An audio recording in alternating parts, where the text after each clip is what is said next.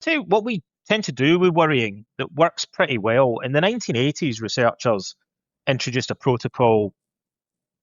Most clinicians call it worry postponement. It's the most effective treatments in the history of psychotherapy tend to be the simplest ones, in all honesty. Not like, Sigmund Freud with his Oedipus complex and interpretation of dreams and all that kind of stuff. The things that actually perform best in clinical trials are usually incredibly simple, and we just kind of figure out this is like exposure therapy, right? Worry postponement, you could write the instructions almost on the back of a business card. They gave instructions to college students in the 80s, and this has been replicated many times.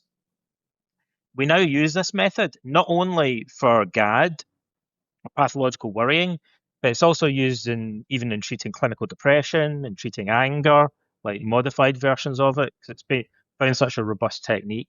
So the instructions are you need to spot when you're beginning to worry and catch it early.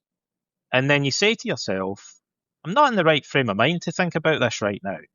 I'll come back to it later at a planned worry time that I've set aside, like 7 o'clock this evening when I like to do my worrying, right?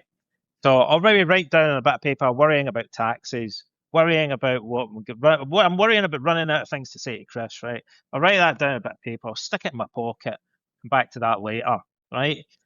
And then at 7 o'clock or wherever your prescribed worry time is, you sit down. If it's still a real problem, you sit down and problem solve it or like think about it.